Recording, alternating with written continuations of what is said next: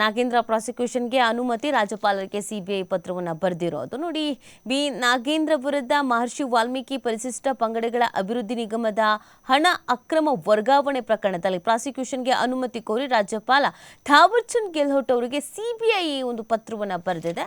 ಸಿಕ್ಕಾಪಟ್ಟೆ ಸುದ್ದಿ ಆಗ್ತಾ ಇರುವಂಥದ್ದು ಈ ವಿಚಾರ. ಯಾಕಂದರೆ ಅವರಿಗೆ ಹೊಸದಾಗಿ ಸಚಿವ ಸ್ಥಾನ ಸಿಗ್ತಲ್ಲ, ಅದಾದ ನಂತರ BJP ಮತ್ತು JDS ಹೋರಾಟವನ್ನು ಕೂಡ ಮಾಡ್ತಾ ಇದ್ದಿದ್ದು ಸದನದ ಒಳಗೂ ಮತ್ತು ಹೊರಗೂ. ನಿಮಗೆ ಗೊತ್ತೇ ಇದೆ, ಒಂದು ಬಹುಕೋಟಿ ಹಗರಣ ಇದು, ವಾಲ್ಮೀಕಿ ಹಗರಣ.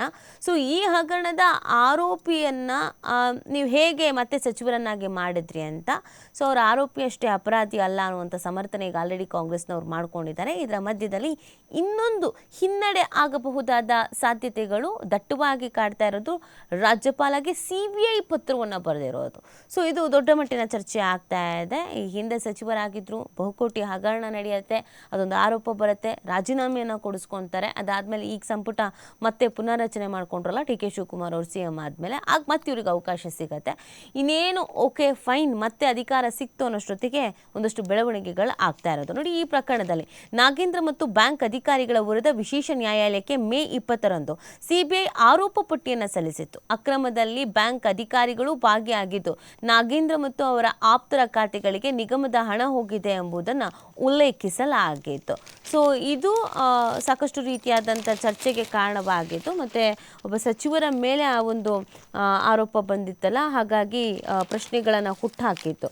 ಸೊ ಇದೀಗ ನಾಗೇಂದ್ರ ರಾಜೀನಾಮೆಗೆ ಒಂದು ಕಡೆಯಲ್ಲಿ ಪಟ್ಟನ್ನು ಹಿಡಿಯಲಾಗಿದೆ, ಇನ್ನೊಂದು ಕಡೆಯಲ್ಲಿ ನಾಗೇಂದ್ರ ಪ್ರಾಸಿಕ್ಯೂಷನ್ಗೆ ಅನುಮತಿ ಬೇಕು ಅಂತ CBI ಪತ್ರವನ್ನು ಬರೆದಿರೋದು. ಈಗ ನಾಗೇಂದ್ರ ಅವರನ್ನು ಪ್ರಾಸಿಕ್ಯೂಷನ್ಗೆ ಒಳಪಡಿಸಬೇಕಾಗಿದೆ, ಹೀಗಾಗಿ ಅನುಮತಿ ನೀಡಿ ಅಂತ ವಾರದ ಹಿಂದೆಯೇ ರಾಜ್ಯಪಾಲರಿಗೆ ಪತ್ರ ಬರೆಯಲಾಗಿದೆ. ಆದರೆ ರಾಜ್ಯಪಾಲರು ಅನುಮತಿ ನೀಡುವುದಕ್ಕೂ ಮುನ್ನ ಸಚಿವ ಸಂಪುಟ ಶಿಫಾರಸು ಇರಬೇಕು. ಶಿಫಾರಸು ದೊರೆಯುವ ಸಾಧ್ಯತೆ ಕಡಿಮೆನೇ ಇದೆ. ರಾಜ್ಯಪಾಲರ ಅನುಮತಿ ಸಿಗದೇ ಇರುವ ಸಾಧ್ಯತೆಯೇ ಹೆಚ್ಚು ಇರೋದು ಅಂತ CBI ಮೂಲಗಳು ಹೇಳ್ತಾ ಇದೆ. ಸೊ ಬ್ಯಾಂಕ್ನ ಅಧಿಕಾರಿಗಳ ವಿರುದ್ಧ ಅವರ ಮೇಲಧಿಕಾರಿಯೇ ಕ್ರಮ ತೆಗೆದುಕೊಳ್ಬೇಕು. ಈ ಕುರಿತು ಯೂನಿಯನ್ ಬ್ಯಾಂಕ್ಗೆ ತಿಳುವಳಿಕೆ ಪತ್ರ ನೀಡಲಾಗಿದೆ ಅಂತ ಹೇಳಿದ್ದೇವೆ. ಇನ್ನು ಪ್ರಾಸಿಕ್ಯೂಷನ್ಗೆ ಅನುಮತಿ ನೀಡುವ ಕುರಿತು ಲೋಕಭವನವು ಕಾನೂನು ಸಲಹೆಯನ್ನು ಪಡ್ತಾ ಇದೆ ಅಂತ ಗೊತ್ತಾಗ್ತಾ ಇದೆ. ಅಂದರೆ ಕಾನೂನಾತ್ಮಕವಾಗಿ ಏನು ಮಾಡ್ಬೋದು ಅಂತ ಕೇಳ್ಕೊಳ್ತಾ ಇದ್ದಾರಂತೆ. 2023-24ರ ಅವಧಿಯಲ್ಲಿ ಈ ಪ್ರಕರಣ ನಡೆದಿದ್ದು, ಆ ಅವಧಿಯಲ್ಲಿ ಪರಿಶಿಷ್ಟ ಪಂಗಡಗಳ ಅಭಿವೃದ್ಧಿ ಇಲಾಖೆಯ ಸಚಿವರಾಗಿದ್ದ ನಾಗೇಂದ್ರ ಅವರಿಂದ ರಾಜೀನಾಮೆ ಪಡೆಯಲಾಗಿತ್ತು.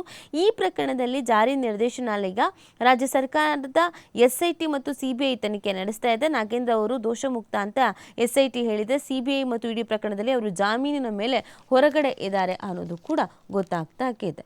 ಸೊ ಹಾಗಾಗಿ ಈಗೇನಾಗ್ಬೋದು ಅನ್ನೋದೊಂದು ಕ್ಯೂರಿಯಾಸಿಟಿ ಸಹಜವಾಗಿ ಇರೋದು. ಮತ್ತು ಏನಾದರೂ ಸಮಸ್ಯೆನ ಎದುರಿಸಬೇಕಾಗತ್ತಾ, ರಾಜೀನಾಮೆ ಕೊಡುವಂಥ ಪರಿಸ್ಥಿತಿ ಬರುತ್ತಾ ಅನ್ನುವಂಥದ್ದು ಸಹಜವಾಗಿ ಪ್ರಶ್ನೆಗಳನ್ನು ಹುಟ್ಟಾಗ್ತಾ ಇದೆ. ನೋಡೋಣ ಈ ಪ್ರಕರಣದಲ್ಲಿ ಏನಾಗತ್ತೆ ಅಂತ.